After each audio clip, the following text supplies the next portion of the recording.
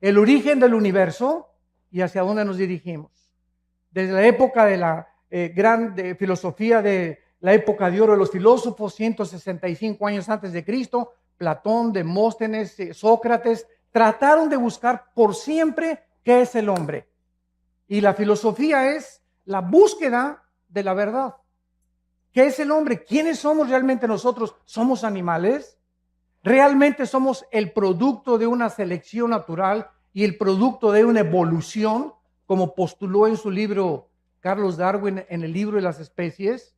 Un libro que tú lo abres y lees esto. Quizá, chance y, puede que, no estoy seguro, a lo mejor. Todas estas frases no son científicas. Y al acabar el libro El origen de las especies, jamás él menciona el origen de las especies. Qué contradicción, ¿verdad?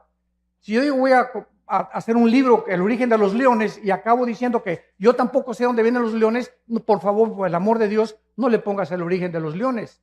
Busca la búsqueda de los leones como título, pero no el origen de los leones. Y así estamos en un mundo, damas y caballeros, de confusión, de filosofías, hipótesis, especulaciones, será, no será. Por todos lados hay una gran confusión filosófica, religiosa, política actualmente en el mundo. El mundo nunca había estado tan confundido como se encuentra actualmente en el siglo XXI. Después de haber pasado el siglo XX, que fue el siglo con los avances más grandes tecnológicos, los descubrimientos científicos más grandes de la historia fueron en el siglo XX. Y a pesar de que el hombre se ensoberbeció en el siglo XX y llegamos a la luna, inventamos la época cibernética, la computadora y las plataformas espaciales, etcétera, etcétera, nunca en la historia había habido tantos ateos como en el siglo XX. Antes del siglo XX, Blaise Pascal, físico matemático francés, era cristiano. Isaac Newton, cristiano. Louis Pasteur, Alberto Einstein. Y las más grandes mentalidades que ha habido eran personas que tenían la Biblia como su centro de estudio y a Jesucristo como su Señor y Salvador. Como dijo Wernher von Braun, el que mandó el cohete a la luna en 1969, director de la NASA. Este hombre científico, Wernher von Braun, dijo las palabras: yo no me atrevería a ser un padre, a ser un hijo, a ser un ciudadano, ni buscar ni especular el origen de la vida y el origen del universo sin tener la Biblia y a Jesucristo como mi Señor y Salvador. Pero, ¿qué es lo que le sucedió al ser humano? Vuelvo a repetir, la Biblia dice que se ensoberbeció. Y como la Biblia nos muestra que Dios creó al ser humano como un ser libre, somos agentes morales, responsables de nuestras acciones, si somos el resultado de los animales, por eso los muchachos en la escuela se portan como changos también. Cuando se les comienza a enseñar que venimos de los animales, no hagas lo que este padre de familia le dijo a un muchacho hace poco en una universidad. Oye, hijo, le dijo el hijo al papá, ¿tú crees en Dios, papá? Y el papá le contestó, no, yo no creo en Dios. Y le dijo entonces el hijo, entonces, ¿por qué me exhortas a no fumar marihuana? ¿Sabes una cosa? Si tú no crees en Dios, tú no tienes ninguna base moral para poder decirle que lo que yo estoy haciendo es bueno o es malo, porque yo hago mis propias leyes. Yo quiero endiosarme igual que tú, padre. Claro que el hijo se estaba burlando de su papá, pero este es al punto donde se llega de la increíble confusión que existe de los famosos hombres o mujeres o maestros en las universidades que llenan actualmente las universidades del mundo diciendo a los estudiantes que son ateos y que no existe absolutamente nada. Y esta es la razón de tanta confusión, donde ya el mundo perdió la brújula. El matrimonio se está redefiniendo. Lo que durante miles de años fue un hombre y una mujer, ahora se cambia el matrimonio y ahora no es entre un hombre y una mujer. Es el síntoma más grande de descomposición social, damas y caballeros, a la que el mundo se está enfrentando. Y estamos como las ranas, cuando la metes a una rana a una olla con agua fría y le prende la estufa, la rana, en lugar de que brinque cuando comience a hervir el agua, haz el experimento llegando a tu casa, ahí se va a quedar la rana en la olla hervida, porque su sangre se adapta a la temperatura del agua. Así estamos pasando nosotros, estamos tomándolo todo como normal, nos estamos adaptando a la nueva moral. Y estamos aceptando que es normal y la Biblia dice que no es normal, como lo vamos a ver a continuación. Muchos critican de por qué si Dios existe tiene que juzgar a los hombres algún día. Te voy a decir la respuesta si eres ateo, escéptico o agnóstico. Porque si no hay una vida después de la vida y no hay un juicio después de esta vida, no hay más que dos opciones. Una, perdemos totalmente la esperanza, y dos, vamos a vengarnos nosotros mismos. Si no hay absolutamente justicia después de la vida, entonces todos los nazis que asesinaron a casi 6 millones de personas y que murieron, el grupo de ISIS que está en el Medio Oriente ahorita, que están matando a cientos, miles de cristianos, degollándolos, y mueren de un bombazo de repente, y dices, pues qué fácil, ¿verdad? ¿Sabes una cosa? Te equivocas. La Biblia dice que hay un juicio que viene cuando tú mueras y cuando yo muera. Y este juicio somos salvados cuando ponemos nuestra fe en una cruz, donde el Hijo de Dios dio su vida para dar su sangre y decirnos estas palabras. De verdad les digo que cualquiera que oye mi palabra y crea al que me envió, no vendrá a condenación. No pasará por este juicio porque ha pasado de la muerte a la vida. Juan 5:24. Los que traigan su Biblia en esta mañana, los invito a que la abran en el libro de Apocalipsis, capítulo 20. Apocalipsis, capítulo 20. El libro de Apocalipsis fue escrito hace 2000 años por el último de los sobrevivientes de los apóstoles de Jesucristo, llamado el apóstol Juan. Este hombre, Juan, tenía 95 años de edad, exiliado por el emperador romano en la isla de Patmos. Si tú vas a Europa o vas al mar Egeo, vas a encontrar que todavía está la isla de Patmos y se encuentra todavía el lugar donde el apóstol Juan estuvo exiliado por el emperador romano. El apóstol Juan tenía como 95 años de edad y nos imaginamos tal vez que ya estaba, bueno, para eso fui cristiano, colgando con cadenas. Los exiliados políticos del gobierno de Roma no les quitaban la ropa. Al llegar a la isla y al exiliarlos, les colgaban las cadenas y no les volvían a quitar la ropa. Ahí se hacían excremento y todas sus necesidades. Imagínense ustedes nada más a los 3, 4 días de estar así, cómo podrían morir estas personas sin ninguna misericordia del pueblo romano. Entonces Juan, a los 95 años de edad, va caminando por la playa. Todo eso se encuentra en el capítulo 1 de Apocalipsis, y oye una voz atrás de él que le dice: yo soy el primero y yo soy el último. Yo soy el alfa y yo soy el omega. Yo soy el que tengo las llaves del infierno y las llaves de la vida. Y yo soy el que estuve muerto, mas he aquí que vivo por los siglos de los siglos. Y cuando Juan voltea, ve a una entidad espiritual brillante, con el pelo blanco como la nieve, los ojos refulgentes como las llamas, con un vestido de lino que le llegaba hasta los pies, con un cinturón que le ceñía la cintura de oro, con los pies refulgentes como el bronce bruñido, y le contesta el Señor Jesucristo: yo soy Jesús, el que estuve muerto, mas he aquí que vivo. Quiero que escribas, Juan, lo que va a ser, lo que ha sido y lo que será. Y así es como tenemos nosotros el libro, los 22 capítulos del libro del Apocalipsis, que contiene el final de la raza humana, que nos muestra claramente los avances tecnológicos como la marca del 666, que el anticristo va a ponerle muy pronto a la humanidad. ¿Cómo pudo la Biblia adelantarse, damas y caballeros, de que se iba a escribir hace 2000 años, que vendría el tiempo en que la economía del mundo se tendría que controlar por computadoras si no se hubiese inventado las computadoras? ¿Quién le reveló al apóstol Juan que vendría el tiempo que solamente con computadoras puedes controlar una marca y marcar a más de 7.5 billones de personas que estamos ahorita en el planeta Tierra? La Biblia es increíblemente demostrando las evidencias profundas que existen de que es un libro sobrenatural. En el capítulo 20, que es el capítulo que nos concierne en esta mañana, encontramos estos versículos del 11 al 15.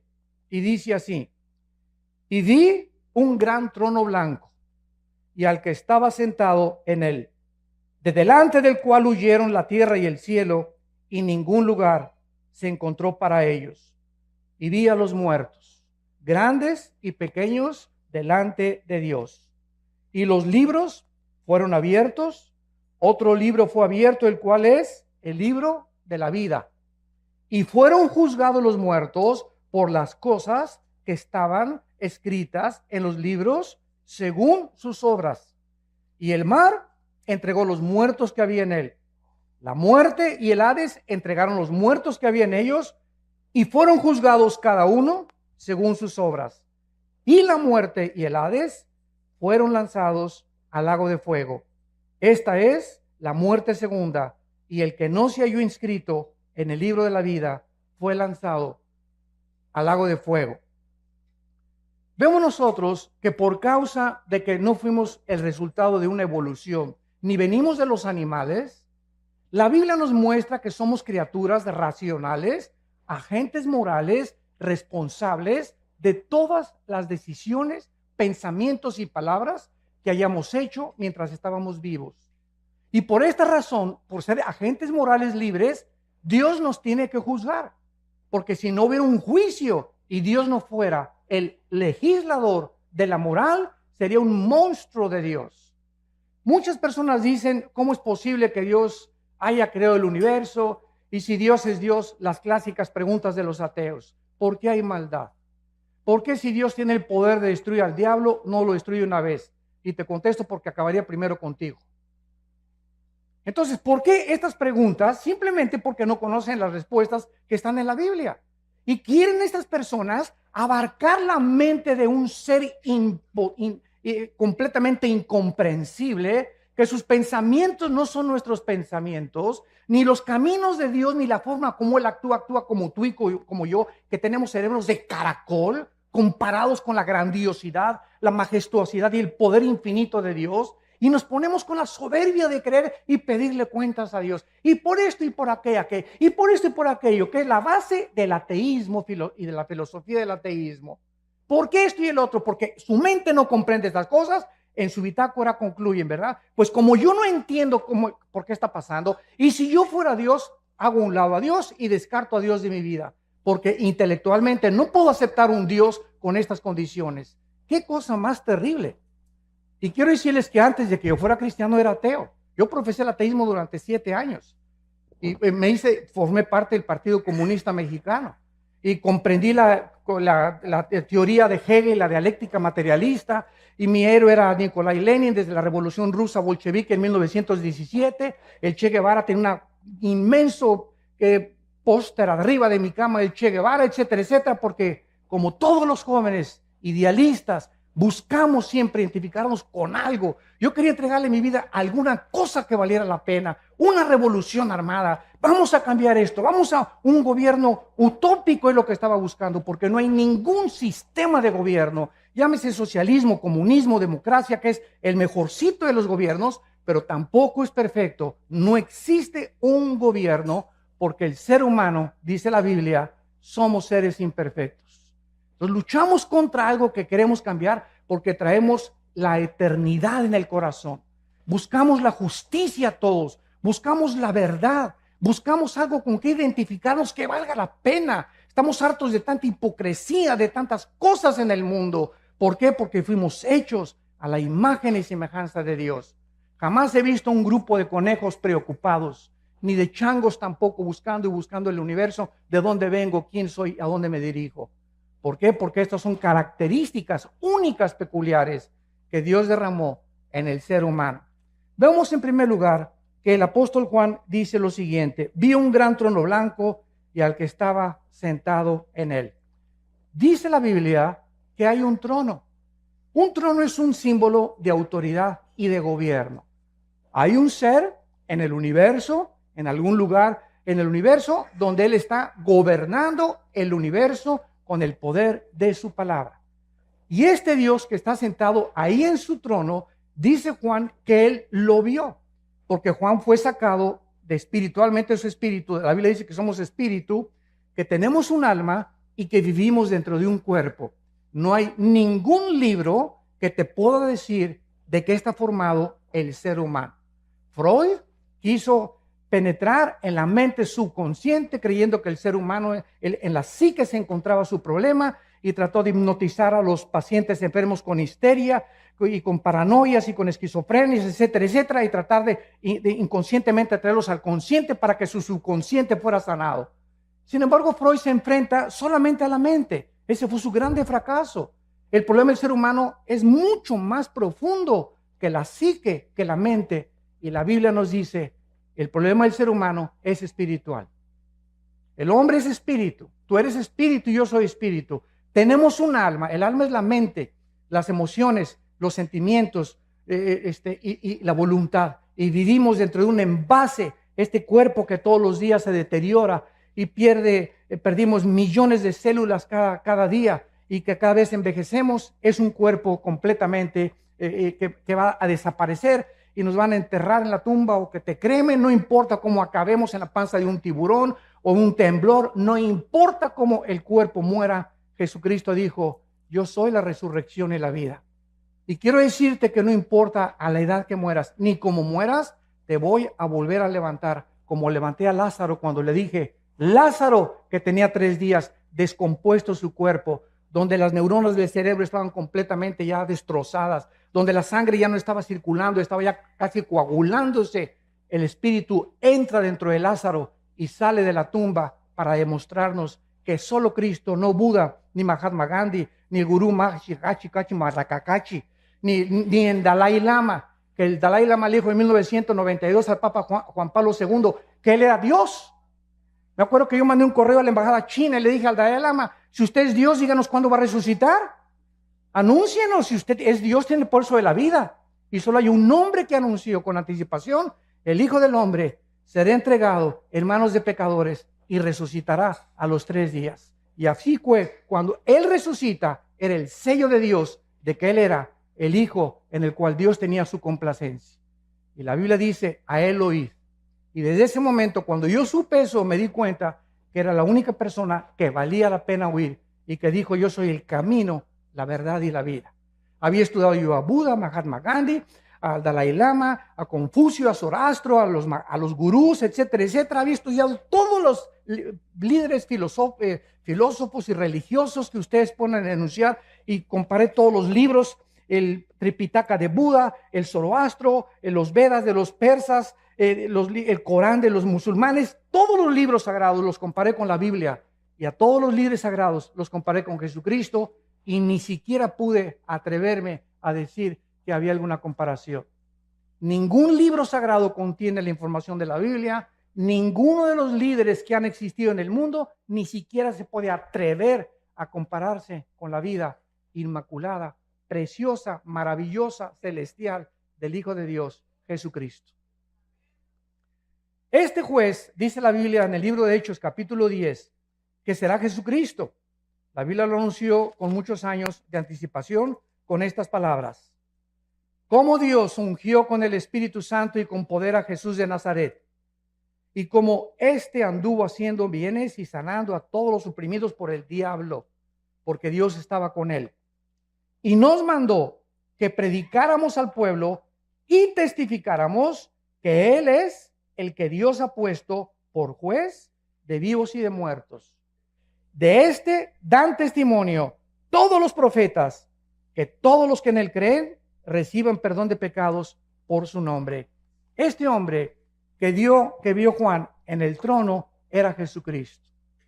Ese Cristo que murió entre 2 ladrones, crucificado, ensangrentados de los pies a la cabeza. Dice Isaías 52 que cualquiera que hubiera visto a Cristo era un guiñapo humano, era un monstruo en la cruz que ni siquiera su madre, la Virgen María, lo podría reconocer. ¿De qué forma los romanos, que eran expertos en la tortura y en la crucifixión, deformaban completamente? Eran pedazos de carne los que colgaban ya en la cruz, de todos los latigazos y toda la tortura que ejecutaban antes de llevarlos a lo máximo de crueldad que el ser humano puede imaginarse. Y este hombre, Jesucristo, nos da la respuesta. ¿Cómo es posible que el Hijo de Dios, el creador del universo, que nació de una Virgen María, que nació en un pesebre, que vivió durante toda su vida enseñándoles a 12 hombres, nosotros hayamos hecho esto con el máximo creador del universo? ¿por qué Cristo estaba como estaba en la cruz? Y la respuesta nos da la Biblia, porque eso es lo que el pecado nos hace y nos convierte. El pecado nos convierte en monstruos. Es el pecado la razón, no es Dios de tanta envidia, de tanta amargura, de tanto odio del ser humano, de tantos robos, de tanta violencia. Es el pecado. Tenemos una naturaleza contradictoria. Tú le preguntas a una persona que fuma, oye, compadre, ¿por qué fumas? ¿Que no sabes que el cigarro te destruye los dientes, las encías, la laringe, la tráquea, el esófago, los pulmones, los alvéolos pulmonares, todo? Y te contesta, pues sí, compadre. ¿Y no ves que la cajetilla dice, este producto no sirve para la salud? ¿Por qué lo sigues haciendo? ¿Qué te contesta esa persona? Pues no, chepo, porque me gusta. Oye, ¿por qué te emborrachas? ¿No sabes que te vas a destruir el hígado y que el alcohol acaba con tu vida? ¿Por qué lo haces? Porque la Biblia tiene razón. Somos autodestructivos. Somos autodestructivos. Es increíble cómo nos envenenamos con tantas cosas, con drogas, con cigarros, con alcohol. ¿Por qué lo hacemos? Porque dice Romanos 7, el mal que quiero no lo hago. Sí, no, el bien que quiero no lo puedo hacer. Entonces, cuando me propongo hacer el bien, encuentro, dice Pablo, algo dentro de mi naturaleza que me lleva contrario a la ley del Espíritu y hago las cosas que yo no quiero hacer. Yo no quería adulterar, yo no quería fumar marihuana, yo no quería hacer esta cosa, pero dentro de mí había algo que me decía, hazlo, adultera, fornica, vete con un hombre, vete con una mujer, porque estamos continuamente destruyendo nuestra alma. El diagnóstico de la Biblia, no cabe duda que es la pura verdad. A continuación, en nuestro pasaje en Apocalipsis, dice lo siguiente: vi un gran trono blanco y al que estaba sentado en él, que es Jesucristo, delante del cual huyeron la tierra y el cielo, y ningún lugar se encontró para ellos. ¿Cuándo será este juicio? Es la segunda pregunta que vamos a contestar. La primera es Jesucristo, Él va a ser el juez, el que murió en la cruz y resucitó de los muertos, del cual tú te burlaste, del cual tú te reíste, del cual tú creíste mejor a Carlos Darwin que a Jesucristo. Qué increíble, ¿verdad? Tú creíste más a Carlos Marx que a Jesucristo. Le creíste más al Maharaji Tachi Marakaji que a Jesucristo. Le creíste más a Mahatma Gandhi que a Jesucristo. Es increíble, a pesar de las evidencias increíbles que tiene la Biblia y Jesucristo. Pero esta es la condenación, que la luz vino al mundo y los hombres no aman la luz ni la verdad. Tú amas las tinieblas y prefieres en tu soberbia y en tu orgullo creer más a hombres como Marx, como Freud, como Mahatma Gandhi, que fueron hombres, algunos ilustres, pero no le has querido creer a aquel que dijo, yo soy el camino, la verdad y la vida. Yo soy el camino, la verdad y la vida. ¿Y Jesucristo es lo que él dijo ser? ¿O es el ser más psicópata, esquizofrénico, maníaco, depresivo que pueda haber existido en la humanidad? Porque nadie se ha atrevido a decir, yo soy la verdad absoluta del universo entero. Y en mí están encerrados todos los secretos de la sabiduría y del conocimiento. Este tiempo será cuando desaparezca este planeta y el universo. Dice la Biblia en el libro de Isaías, en el Antiguo Testamento, profetizando que iba a desaparecer el mundo donde vivimos con estas palabras. Porque aquí, Isaías 65, 17, yo crearé nuevos cielos y nueva tierra, y de lo primero no habrá memoria, ni más vendrá el pensamiento. En otras palabras, esto te contesta la pregunta, oiga, y cuando llegue al cielo, si no está mi perro Fido conmigo, ¿no lo voy a extrañar? Y si no está mi abuelita conmigo, y si no están mis hijos conmigo en la otra vida, y si mi esposo y a los que yo amé se van al infierno y yo me voy al cielo, ¿tú crees entonces que el cielo sería un lugar de completo descanso y de completo reposo y completa paz si tuviéramos esos sentimientos que tenemos aquí abajo en la tierra? ¿Por qué pensamos así? Porque creemos que vamos a tener la misma mentalidad que tuvimos aquí en el mundo. Pero cuando vayamos al cielo, Jesucristo dijo una vez que le tocaron la puerta y que estaba enseñando a sus discípulos, Señor, en la puerta está tu mamá y tus hermanos. Le tocaron la puerta. Y volteó Jesucristo y les dijo, ¿verdad? Pasen, les dijo que pasaran. No, no les dijo eso, ¿verdad? ¿Por qué su mamá y sus hermanos no entraron al estudio bíblico? ¿Por qué no entraron? ¿Por qué no se juntaban y lo seguían como lo siguieron 12 apóstoles? Entonces Jesucristo no fue a recibir a su mamá ni a sus hermanos, sino que se volteó a los discípulos y les dijo, mi madre y mis hermanos son ustedes los que hacen la voluntad de mi Padre. Entonces, en el cielo, nuestros padres y hermanos que tuvimos aquí no necesariamente van a estar con nosotros. Va a haber nuevas familias, de acuerdo a Isaías 65 e Isaías 66. Y ya no habrá más memoria de tu perro, ni de tu novia o de tu exesposa. Pero hay algo que es también importante. Las familias, de acuerdo a Isaías 65, las familias que en esta vida fueron todos cristianos y los hijos cristianos, seguiremos viviendo como familia en la otra vida. Porque dice la Biblia, tu descendencia será bendita, que son nuestros hijos. Salmo 112, versículo 2. Bienaventurada la generación de los justos, porque será bendita por toda la eternidad. Entonces, este tiempo será cuando los cielos y la tierra desaparezcan. Imagínense ustedes, ahí van a estar en este juicio todos aquellos que creían que en este mundo estaba realmente todo lo que ellos querían. Será desintegrado, se fundirán los elementos y aquí va a estar lo que tú creías. Ahí van a estar tus tierras, ahí va a estar tu droga, ahí van a estar tus amantes, todo este mundo que muchos aman y que quieren aquí poder y que quieren publicidad y que quieren aquí ser reyes y Miss Universo y Miss Colombia y diputados y gobernadores y llegan hasta la arriba de la cumbre, y mientras más alto subas sin Dios, más alto caes. Es el problema de los que llegan a la cumbre, artistas, cantantes, deportistas, llegan a la cumbre y algo les pasa. No fuimos hechos para llegar a la cumbre, para recibir tanto aplauso y tanto amor y tanto honor sin descomponernos. La naturaleza humana se descompone con los halagos, con los barberos detrás de ti. Te descomponen porque el ego es muy grande de nosotros. Entonces, cuando un político sube hasta arriba y un gobernante sube hasta arriba y un deportista y un artista como Michael Jackson, Elvis Presley y te nombro cientos, acaban drogados, como Prince, acaban drogados, acaban degenerados sexualmente, acaban completamente o se suicidan o se quitan la vida porque no soportan estar allá arriba. Mientras más altos suben, más rápido nos descompone las alturas. Solo Dios puede darnos el poder de llegar a algún lugar en la cumbre con Él, porque le damos la gloria a Él. Y cuando no es así, vemos cómo se descompone el ser humano. Vemos a continuación que la Biblia nos muestra que ningún lugar se encontró para los incrédulos.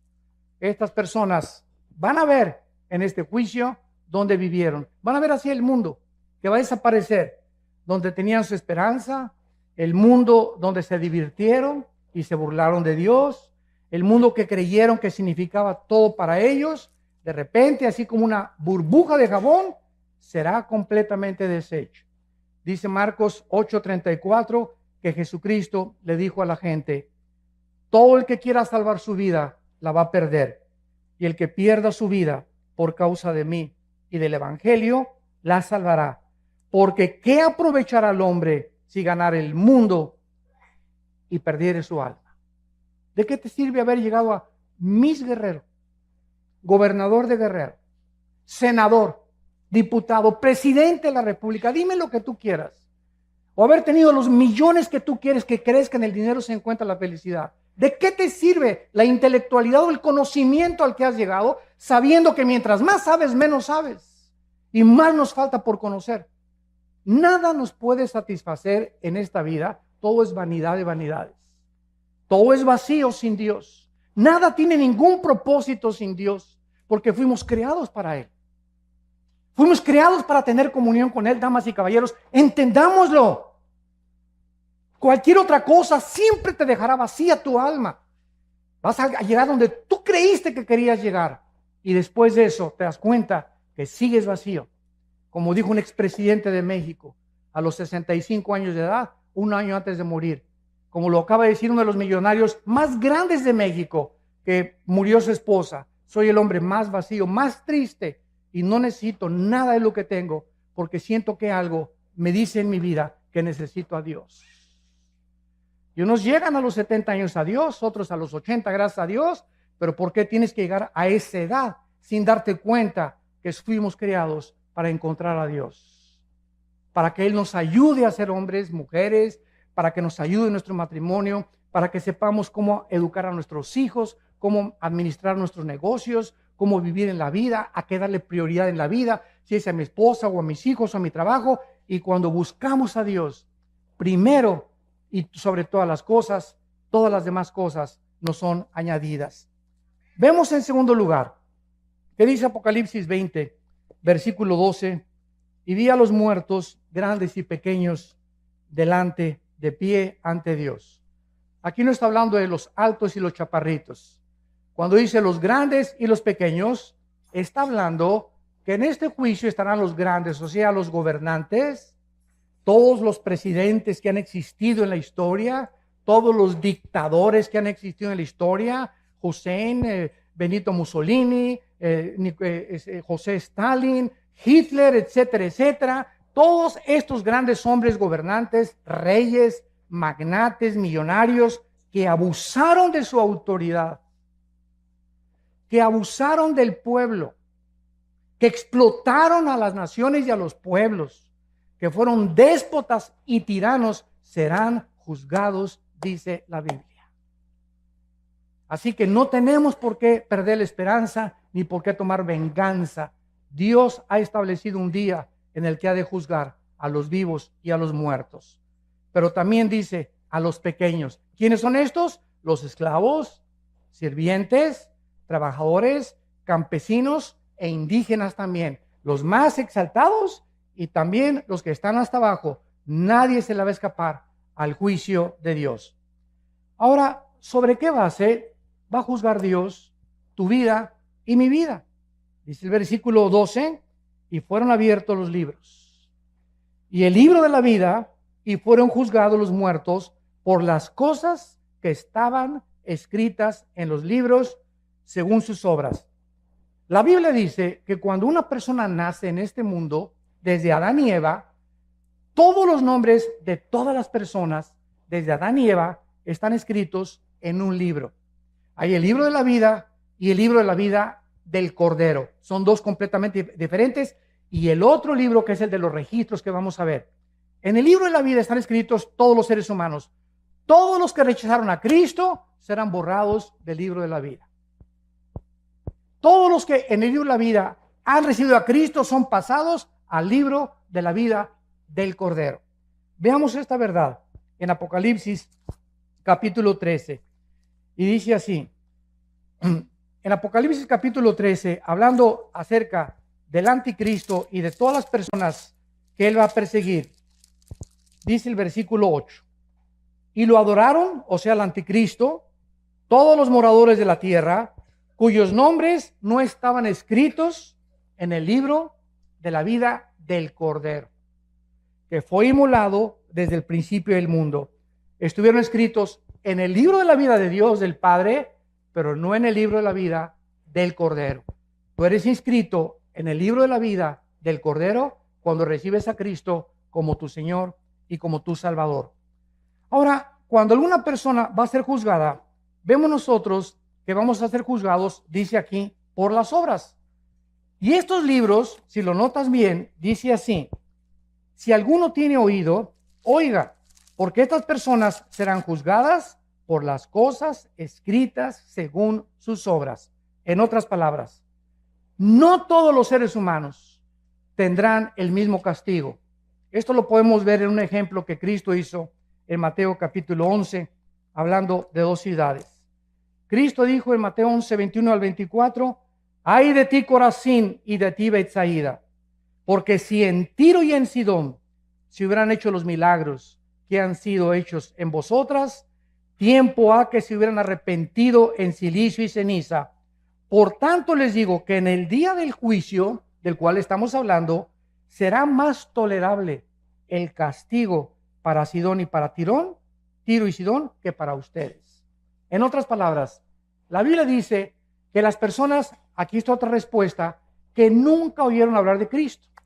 Cuando yo voy a alguna universidad, a algún seminario teológico, siempre me lanzan las mismas preguntas. ¿Y qué de las personas budistas, musulmanes, indígenas que nunca oyeron hablar de la Biblia ni de Cristo? La Biblia tiene respuestas para cada cuestionamiento intelectual. La Biblia dice que las personas, Romanos 2, del 12 al 15, que murieron sin Cristo, van a ser juzgados por sus conciencias, de acuerdo a cómo contestaron a sus conciencias. Y nosotros y todos ustedes que están aquí en esta mañana y todos los que hemos oído la Biblia, seremos juzgados por este libro. Porque al que mucho se nos ha dado, mucho se nos va a pedir. Más te valió no haber venido a este desayuno. Te lo digo con todo mi corazón. Porque en el momento en que tú oyes la palabra de Dios, te haces mucho, mucho más culpable que una persona que nunca la oyó. Y esta es la condenación, que tú oyes la palabra y ves la luz delante de ti y dices, no la quiero. Hay otras personas que no tienen el privilegio que Dios te está dando en esta mañana de arrepentirte de tu vida y de tus pecados. Y la oportunidad de comenzar una nueva vida, como el testimonio que escuchamos, que solo Dios puede cambiarte. Pero las personas que nunca oyeron de Cristo serán juzgadas por sus conciencias. Por ejemplo, Sodoma y Gomorra fueron destruidas en 24 horas. El diluvio tardó 120 años, donde Noé, arrepiéntanse, 120 años Dios le dio a Noé y a esa civilización para que se arrepintieran hasta que vino el diluvio. A Sodoma y Gomorra le dio 24 horas. ¿Se dan cuenta ustedes? ¿Es Dios injusto? No. Simplemente los pecados de Sodoma y Gomorra son dos ciudades que llegaron y traspasaron donde Dios vio que no tenían regreso, que habían llegado a tal grado su depravación sexual que si no eran detenidos y no eran extinguidos del planeta Tierra, cundiría y se expandiría por todas las ciudades el pecado de la homosexualidad. Entonces, Corazín y Betsaida fueron dos ciudades en las que Cristo estaba enfrente de ellas. Y Cristo les dice, si otras ciudades que no me oyeron hubieran oído lo que ustedes oyeron, será más tolerable. No serán castigadas tanto como los voy a castigar a ustedes. Porque al que mucho se le da, mucho se le pide. Y tú y yo somos ante Dios culpables de lo que hemos oído en esta mañana. Vemos en el versículo 13, en Apocalipsis 20, y el mar entregó los muertos que había en él. Y la muerte y el Hades entregaron los muertos que había en ellos. Y fueron juzgados cada uno según sus obras. Dice la Biblia que va a haber dos tipos de resurrecciones. Juan capítulo 5. Los que hicieron lo bueno a resurrección de vida. Los que hicieron lo malo a resurrección de condenación. No hay más que dos juicios. Los que hemos recibido a Jesucristo, ya no vamos a ser en la muerte juzgados por nuestros pecados. Seremos juzgados por nuestras obras, nada más, sin perder la salvación. Para recompensas o rechazo de recompensas. Pero aquellos que fueron juzgados y que no resucitarán hasta la segunda resurrección, son los que menciona Apocalipsis 20, del 11 al 15, que es el pasaje que estamos estudiando. Entonces, la primera resurrección tiene varias resurrecciones.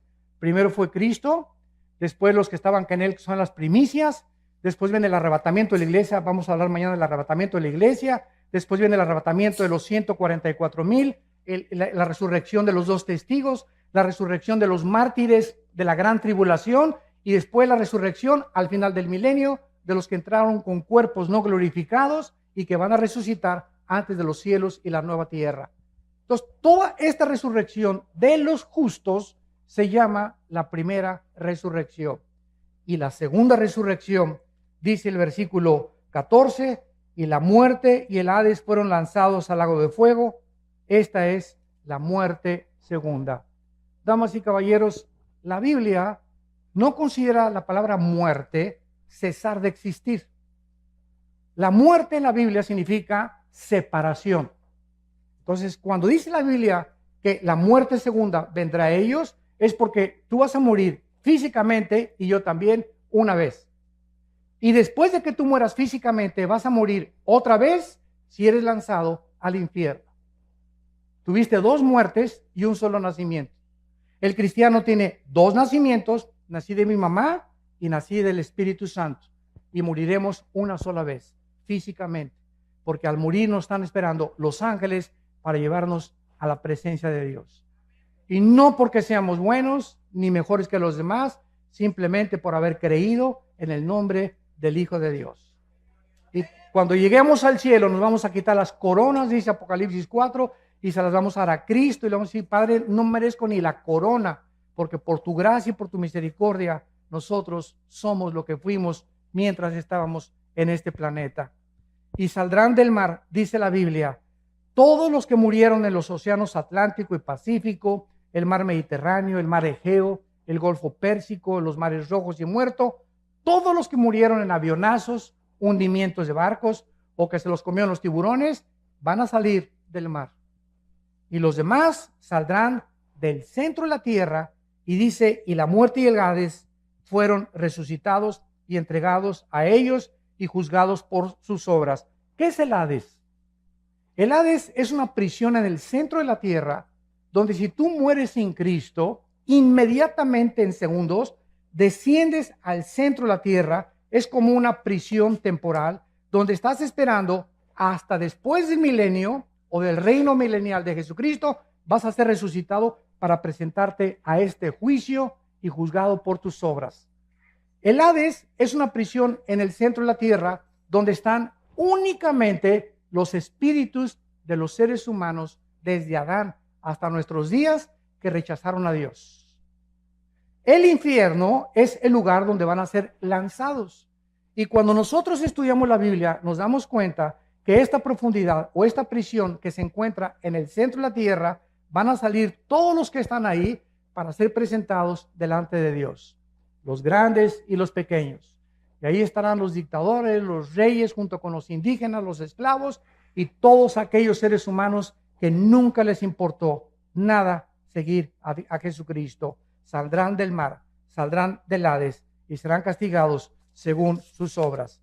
Y finalmente, dice la Biblia que todas aquellas personas que van a resucitar para presentarse delante de Dios, notas lo que dijo: y los vi parados delante de Dios, y vi a los muertos de pie ante Dios. ¿Por qué vas a estar de pie?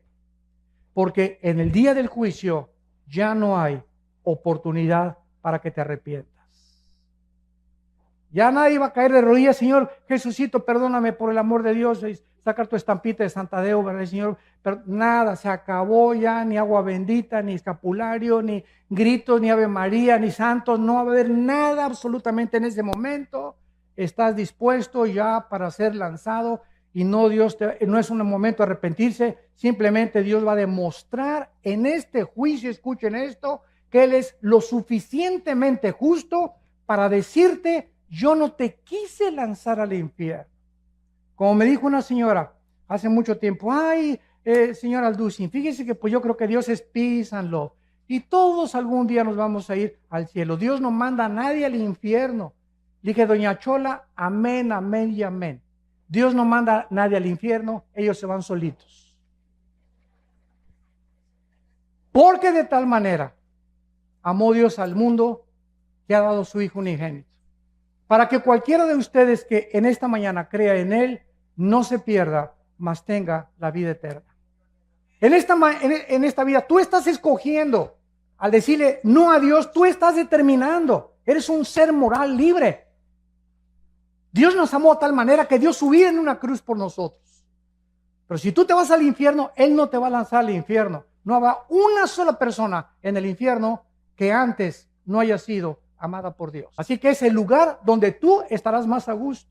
Porque si en esta vida no te gustó la santidad, ni estar con cristianos, ni seguir a Jesucristo, ni creer en la Biblia, en la otra vida te sentirías incómodo con nosotros. Es algo que nosotros tenemos que entender. Dios no puede forzar a nadie, ni violar la característica más grande que Dios nos dio, que es la libertad de escoger, el libre albedrío. ¿No quisieras tú en esta mañana venir a la cruz? Yo no te invito a que vengas a ninguna religión. El cristianismo no es una religión. Cristo no bajó del cielo a traernos otra religión de las miles de religiones que existen. Cristo bajó del cielo a traernos la vida eterna. Y esta es la vida eterna, que te conozcan a ti, al único Dios verdadero, y a Jesucristo al que tú has enviado. Y este es el testimonio que Dios nos ha dado, la vida eterna. Y esta vida está en su Hijo. El que tiene al Hijo tiene la vida. El que no tiene al Hijo, aunque seas católico o protestante o mormón o testigo de Jehová, no importa la religión que tengas. Si tú no tienes al Hijo, tienes una religión, pero no tienes la vida eterna. ¿Te das cuenta de la grande diferencia y de la ignorancia tan grande que hay por ignorar la Biblia? Que estamos satisfechos con una religión. Pues yo voy el domingo y me comulgo, o a mi iglesia, etcétera, etcétera, y de lunes a viernes me porto como el hijo del anticristo. Hago lo que me da la gana, ¿verdad? Total, que Dios me va a perdonar. ¡Cuánta ignorancia! ¡Qué susto te vas a llevar el día que tú te mueras! ¿Y cuántos de nosotros en esta mañana estamos seguros que amanecemos? Ninguno de nosotros. En el año 2001, 3,000 personas se levantaron en Nueva York y trabajaban en las Torres Gemelas. 3,000 personas se levantaron y le dijeron a su esposa: mi amor, nos vemos a las 12 para el lunch, nos vemos al mediodía. Se pusieron su corbata. Esas 3,000 personas, ¿quién se iba a imaginar que 2 aviones se iban a estrellar con unas Torres Gemelas y que era la última vez que a su esposa le decían te amo? ¿Estás tú seguro hoy en la mañana que te levantaste que no es tu último desayuno? ¿Una embolia cerebral, un ataque al corazón, una bala perdida, un accidente de tránsito? No tenemos comprada la vida, ninguno de nosotros. La Biblia dice: prepárate para encontrarte con tu Dios. Prepárate, porque nuestra vida está en un hilo y nunca nadie sabe cuándo Dios nos llama a presentar cuentas. ¿Estás tú preparado? Esta oportunidad te la da Dios hoy en la mañana, en su misericordia, y porque Él te dice te amo, te amo, te amo. No quiero que te pierdas. Tengo un programa mucho mejor que el que tú te imaginas para tu vida. Mis pensamientos para ti son de paz y de esperanza, para darte el fin que tú anhelas, para que tú entiendas, mi amor, que di mi vida en una cruz para que cualquier cosa que me pidas, yo te la voy a conceder. Este es el amor de Dios, que siendo pecadores, Cristo da su vida por nosotros. Los invito a muchos de ustedes en esta mañana que inviten a Jesucristo a su vida, que te arrepientas de tus pecados y que en esta mañana te enfrentes con la realidad que en el día que tú mueras, inmediatamente esté establecido el juicio. No habrá ninguna oportunidad, no hay reencarnación, no hay purgatorio, no hay más que cielo e infierno, de acuerdo a la Biblia. ¿Qué escoges tú en esta mañana? La vida. Escoge la vida para que Dios te bendiga y puedas algún día darle gracias a Dios que no te equivocaste esta mañana al venir a este desayuno y a decirle al Señor Jesucristo: entra a mi vida, Señor, te necesito como mi Señor y Salvador. Les pido que inclinen sus cabezas por unos segundos. Y así, con tu rostro inclinado, en esta mañana, en la que no es coincidencia que hayas venido, sino que Dios, en su infinito amor y misericordia, te ha traído por invitación de amistades, o a lo mejor viniste por curiosidad. Esto se llama la providencia divina.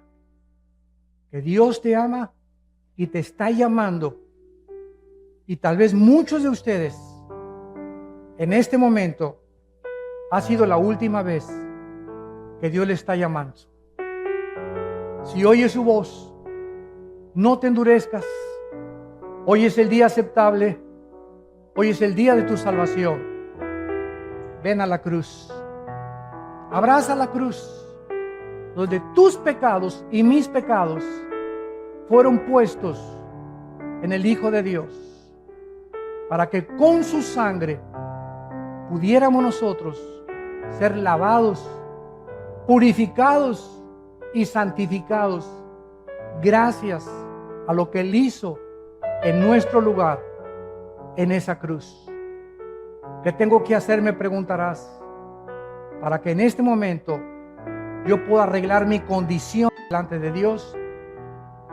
Tú me puedes decir, es que yo soy un asaltante, yo soy secuestrador, he tenido 5 abortos, soy una prostituta, soy un homosexual, he engañado a 3 o 4 mujeres mis antiguos matrimonios, soy un adúltero, soy una adúltera. Y la Biblia te contesta, si tus pecados fueren tan negros como el carbón, como la blanca lana vendrán a ser. Si tú en esta mañana te arrepientes y entiendes que no tienes que dejar esa vida para venir a Cristo, ven cómo estás y Él, al entrar a tu vida, te dará el poder de cambiar, de transformarte en una nueva criatura y darte el poder de la vida eterna. Ven cómo estás, tal como eres de pecador, y dile estas palabras con todo tu corazón. Señor mío y Dios mío, te pido perdón por mi vida, por mi soberbia intelectual, por mi vida de pecado. Ahora he comprendido claramente que no puedo seguir viviendo de esta manera, y que tú eres el único que puedes cambiarme, transformar mi manera de pensar y darme el poder de vivir para ti. Señor Jesús, creo que en esa cruz, con tu sangre, pagaste por mis pecados. Te invito en este instante que entres a mi vida. Te recibo como mi Señor y mi Salvador. Gracias por darme al Espíritu Santo como el poder para cambiar mi vida, vivir para ti, conocerte y adorarte en espíritu y en verdad. En el nombre de Jesús. Amén. Amén y amén. Gracias a Dios por este libro. Damas y caballeros, en medio del mundo que vivimos,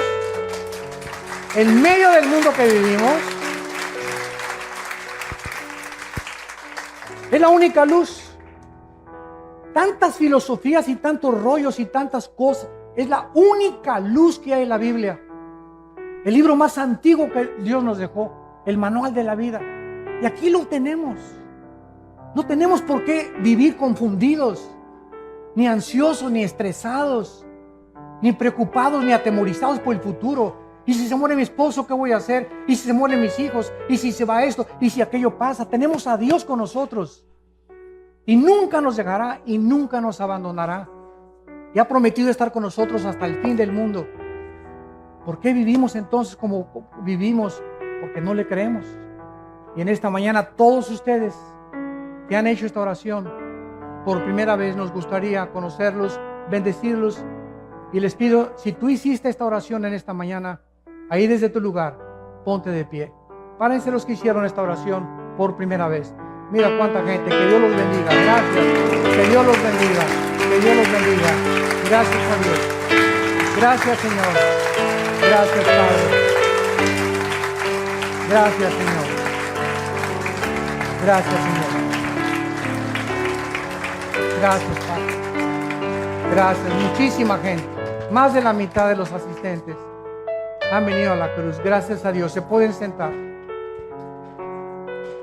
Bienaventurados los pobres en espíritu, porque ustedes verán a Dios. Dichosos y felices ustedes los que en esta mañana han llorado o han derramado lágrimas por sus pecados. Dichosos y felices ustedes los misericordiosos, los que tienen compasión de la gente, los que no ven a la gente como instrumentos para tus intereses, ni para ser usados como cosas y objetos. Dichosos y felices cuando te persigan, cuando se burlen de ti por ser cristiano o cristiana. No te amilanes ni te amedrentes, al contrario, crécete como los toros al castigo. Anímate, porque es una señal que el Espíritu Santo está sobre tu vida. Y dichosos y felices todos ustedes, los que en esta mañana han venido a la cruz, han aceptado a Jesucristo con su Salvador, porque saldrán por esa puerta y nunca podrás darte cuenta el cambio tan grande que desde este mismo día vas a comenzar a experimentar. Habrá una paz que no conocías en tu vida que va a comenzar a llenar tu corazón y te va a decir, todo está tranquilo. Tengo el mundo bajo mi control. Búscame con todo tu corazón y tendrás esa paz que sobrepasa todo el entendimiento. Que Dios los bendiga y que tengan mucha paz.